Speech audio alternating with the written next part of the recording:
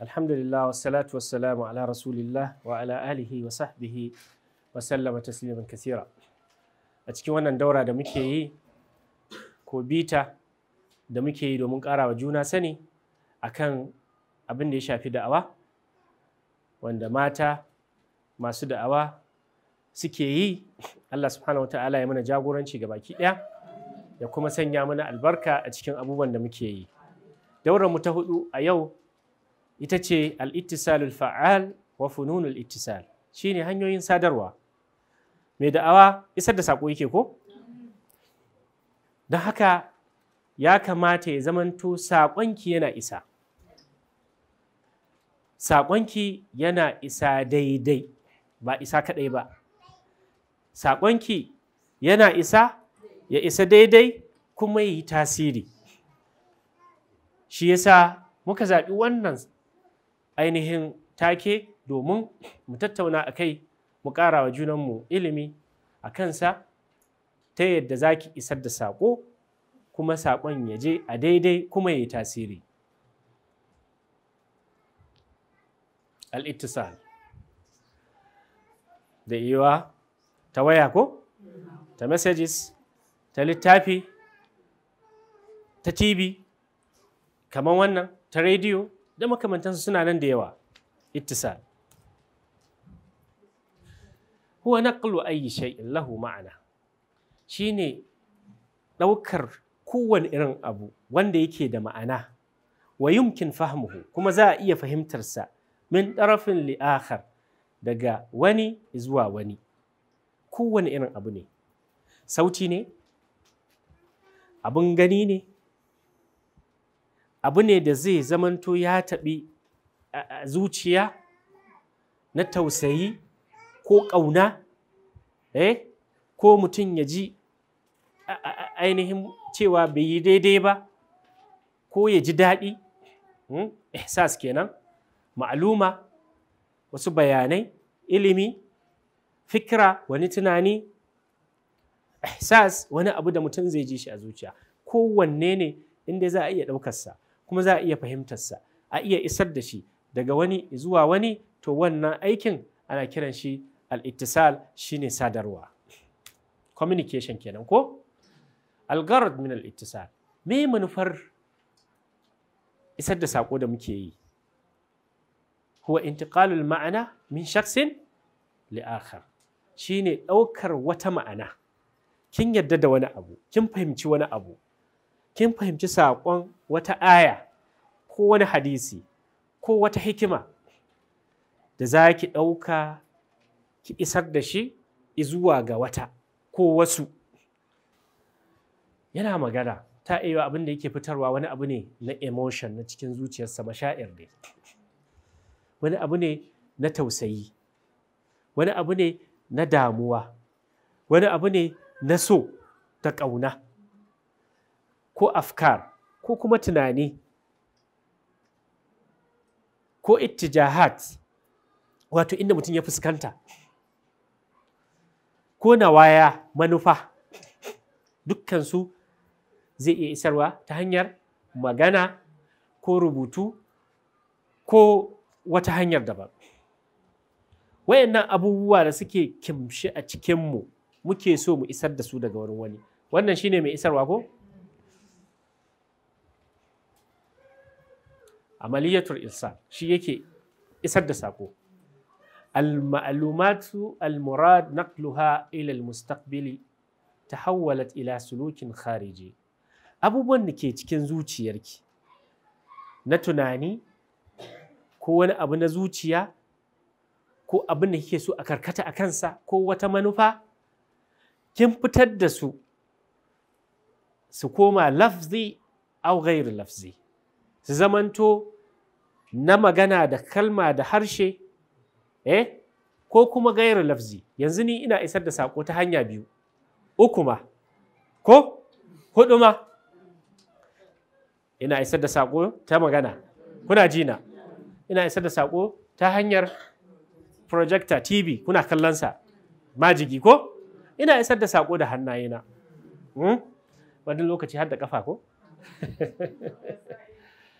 Dukkan su ina hanyoyi ne da murmushi, da kimtsewa, da nuna alheri a fuska. Duk wani abu ne da za ka iya isarwa. Buɗe ido wani lokaci ka lumse ido, kana isar da saƙowa mai kallonka, mai sauraronka, mai jinka, mai karanta ka da menene da sauransu. Shi zai sa ka yi tasiri. Sai zuwa ga wanda za a isar da saƙon, shine amaliyatul istiqbal. Shi kuma zai karɓa, zai karɓi bayanan da ka shigo masa, sannan ya fassara. Haka ɗan adam yake. Idan kai rubutu ka bashi, ba dole ba ne ke abin da ke cikin zuciyar ke ka rubuta, shi da zai karanta ya fahimce shi a hakan. Yawwa, shi yasa amfanin wannan ittisal ɗin yake. Me kike so a nan? Mashaa'ir ne? Afkar ne? Ittijahat ne? Nawaya? Me kike so? Ya buɗe kunnensa yana saurare. Da haka zai fassara, zai mulahaza, ya tsaya ya lura, ya duba abin nan, yi tunani a kai, zai yi fassara, zai gwada, zai ji a zuciyarsa mashaa'ir. To wayannan abubuwa, ke da kike isar da saƙo, wanne kike so a cikin hanyar isar da saƙon da kike son ki? Kowanne sai kin tsaya. Yayin da kika zo, kina son ki koya mata Fatiha saboda me? Saboda ta iya sallah ta yi kyau. Sallah rukuni ne daga cikin rukunan addinin musulunci. Babu sallah babu musulunci, ko ba haka ba? Da haka saƙon ki so kike ta tsayar da sallah. Kenan manufar karatun Alƙur'ani, Fatiha menene? Ta iya sallah, ta tsira, ta tsayar da rukunin musulunci. Idan wannan ne a zuciyarki, to yadda za ki isar da saƙon yana da bambanci akan cewa so kike kawai ta iya lafazin ha'un ta bambanta shi da ha'un, dalun ta bambanta shi da dadun. Ina fatan an gane? Kun gane? Akwai bambanci. Idan niyyarki ta zamanto daban da abin da ya kamata ki isa, to akwai matsala. Saƙo zai je a yanke.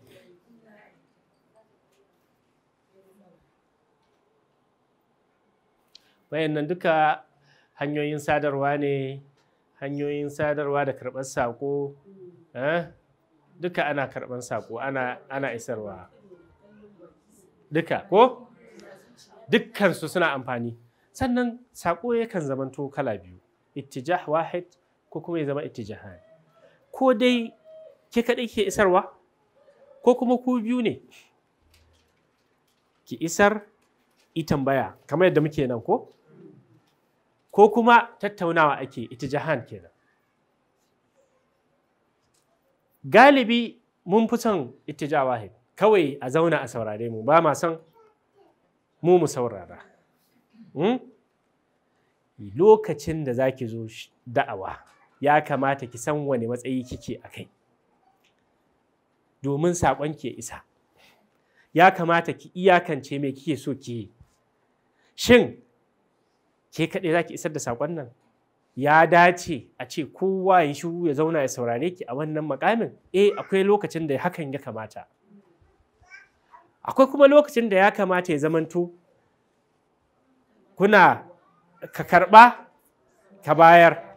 Yawwa, to in aka fahimci wani hanya ne ya fi dacewa a kowane lokaci, to saƙo ya fi isarwa. Za ki ga wasu ba sa yadda wani ya yi magana, ko ba haka ba ne? Kuma da'awa kike yi, ce ke tsaya ba daidai ba ne, ta fara ba haka ba ne, ki tsaya ki saurare ni yi magana. Ko tattaunawa ta gida, idan babu mutunta juna, to ba za a samu abin da ake so ba.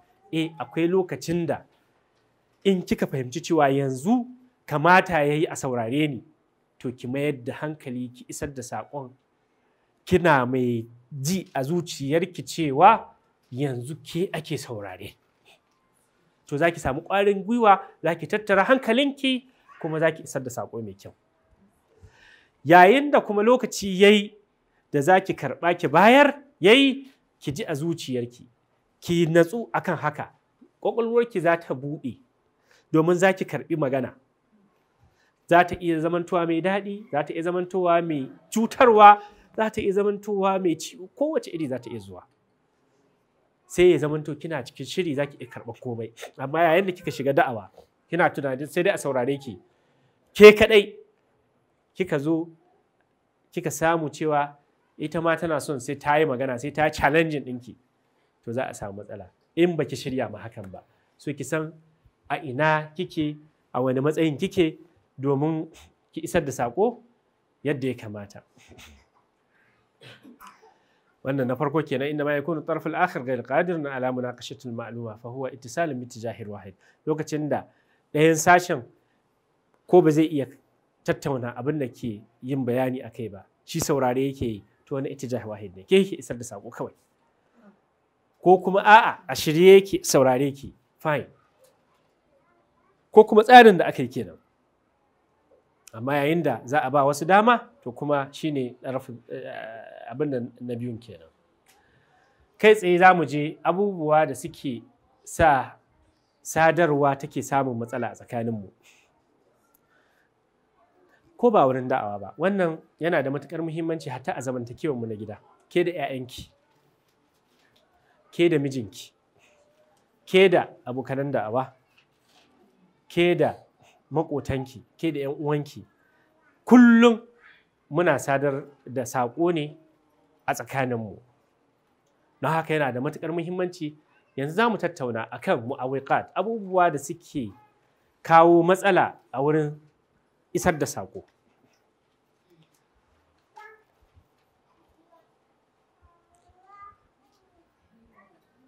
yu'it isal al-ma'lumat kamila, duk abin da yake hana saƙo ya isa cikakke, to ana kiran shi mu'awwiq.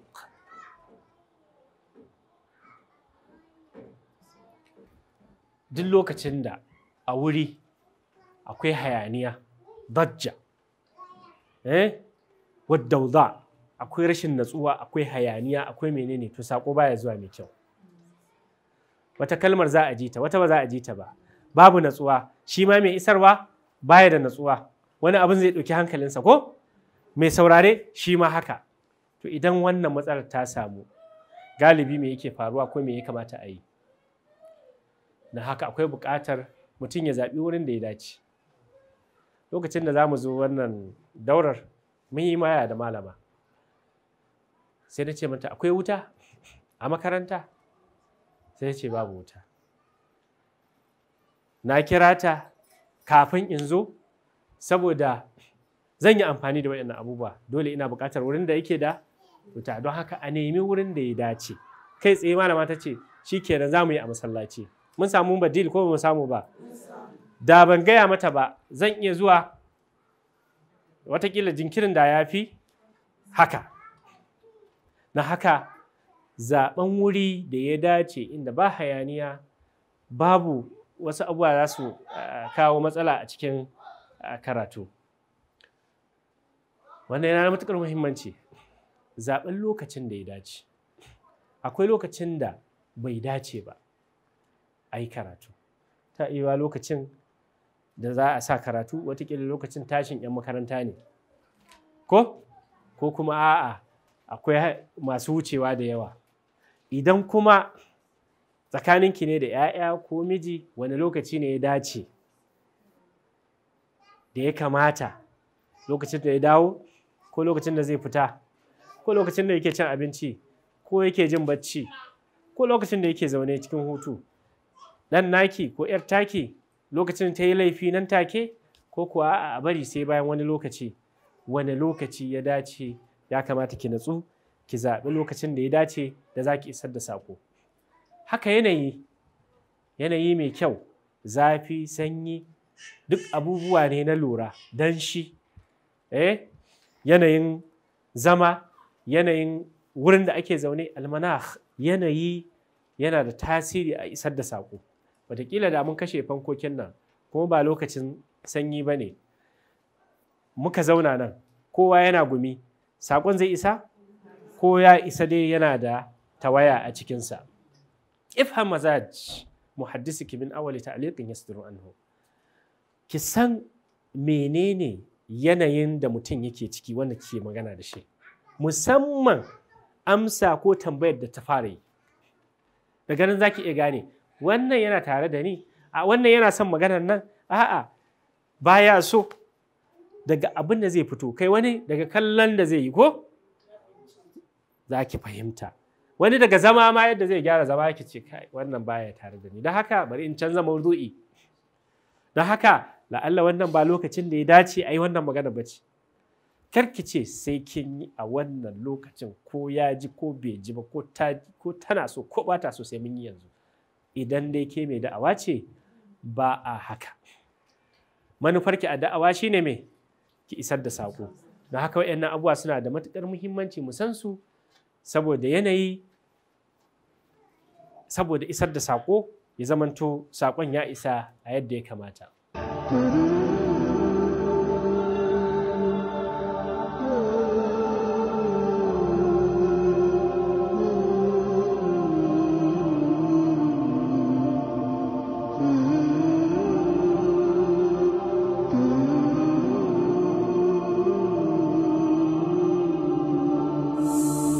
To